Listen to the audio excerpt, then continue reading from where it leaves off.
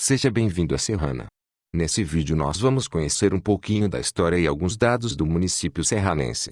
Você está no canal Cidades do Meu Brasil.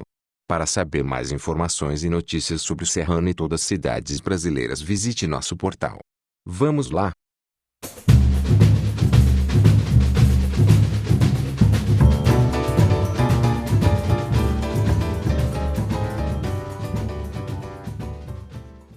Em meados do século XIX, Minas Gerais, considerada um dos maiores centros econômicos do país, não só pelas suas ricas minas de ouro, fábricas de ferro e tecelagem, como também pelas imensas fazendas produtoras de laticínios e café, era considerado o estado mais populoso do país. Sua organização político-administrativa deixou herança na história. Neste contexto, na pequena cidade de Bom Jardim, interior de Minas Gerais, nascia Serafim José do Bem. Filho de imigrantes, tornou-se proprietário de um posto de descanso para os bandeirantes que passavam pelas trilhas, Minas, Rio durante a Era do Ciclo do Ouro. Com a escassez do ouro e o surgimento das ferrovias, as trilhas tornaram-se obsoletas e o pequeno posto do jovem Serafim ficou sem hóspedes para abrigar e seus negócios começavam a ruir. Em busca de oportunidades para cuidar dos 8 filhos e da esposa, Serafim José do Bem partiu para o interior do país. Em 1870 ele deixa Minas Gerais com destino à região de Casa Branca e São Simão, passando por Poços de Caldas. Em São Simão, investe suas economias em 3 fazendas na região de Serrana, que perfaziam um total de 3.500 alqueires. Finalmente, em 1875, o colonizador, com uma tropa a cavalos e burros, traz seus pertences, escravos e sua família para construir um novo futuro. À margem do córrego Serrinha, atual fazenda, Santa Babina, a casa da família do Bem é erguida, porém anos depois a família muda-se para onde é atualmente a esquina das ruas Nossa Senhora das Dores e Paraná.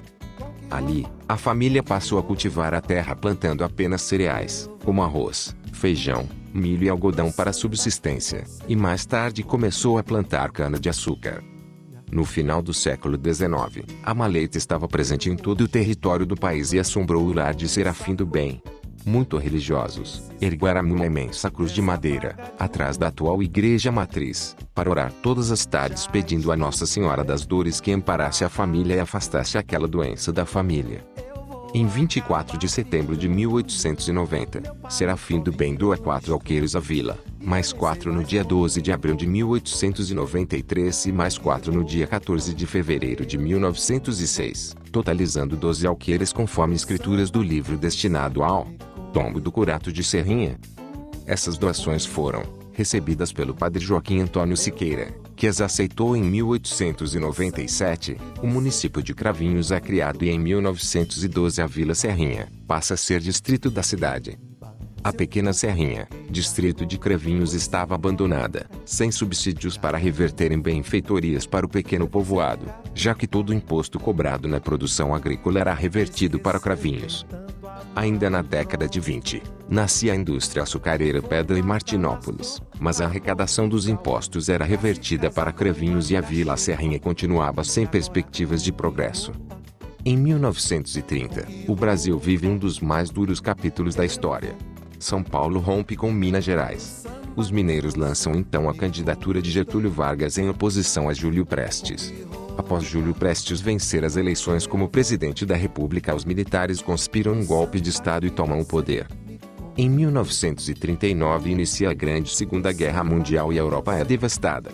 Em 1945, termina a Segunda Guerra e também é o fim do Estado Novo no Brasil. Inicia-se uma nova era, onde a economia volta a crescer não só no país, mas no mundo. As indústrias de tecelagem contribuem para o desenvolvimento econômico de São Paulo, o algodão passa a ser cultivado.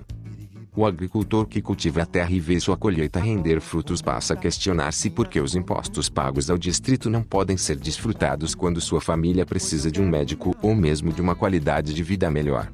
Esse questionamento passa a imperar na cabeça de todos os moradores da então Serrana. A emancipação. Em 1945, Ângelo Cavaleiro assume o cargo de vereador em Cravinhos, representando na época a pequena população de Serrana.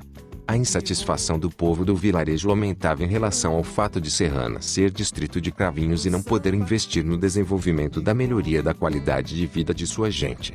A administração de Cravinhos, percebendo o movimento que se formava em Serrinha com o objetivo de emancipar-se, afastou Ângelo Cavaleiro do cargo. Daí, ele passou a intensificar o movimento em Serrinha para lutar pela emancipação. O movimento foi ganhando força e Ângelo Cavaleiro conquistava aliados como Vicente e Paula Lima. Começou então um movimento de libertação por parte de Serrana. A luta começou e foi árdua pois a resistência de Cravinhos era grande. Iniciou-se um processo político para a emancipação. Restava então apenas uma questão para que Serrana conquistasse sua emancipação. Era necessário que houvesse uma distância de 25 km entre Cravinhos e Serrana. Primeiramente mediu-se a distância sem chegar a um consenso técnico, resultando em 23,5 km. O processo emperrou. Começou a batalha política e foi então que decidiu-se que deveria se medir a distância entre a parada de ônibus de Cravinhos até a parada de ônibus de Serrana, surpreendendo os 25 quilômetros necessários. Em 10 de abril de 1949 o governador de São Paulo, Armando Salles de Oliveira assina então o documento onde constava a emancipação de Serrana. Em 1950, Serrana pela primeira vez vai às urnas depositar seu voto para aquele que seria o primeiro prefeito da recém-libertada cidade. Devido à luta e participação política, vence, com a maioria dos votos, Ângelo Cavaleiro. Suas primeiras ações administrativas foram arrumar as ruas da cidade, construir a ponte do Rio Pardo que antes era balsa, inaugurar o primeiro hospital da cidade, a Santa Casa de Misericórdia e a Igreja Matriz. Ângelo Cavaleiro trouxe também a primeira ambulância e a primeira jardineira para transportar os alunos que estudavam em Ribeirão Preto. Em sua administração, trouxe o Ginásio Estadual de Serrana, hoje Escola Estadual Deputado José Costa, para Serrana.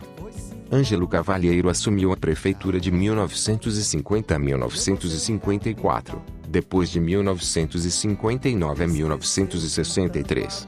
Faleceu em 30 de março de 1981. Obrigado pela sua companhia, é um prazer ter você aqui com a gente.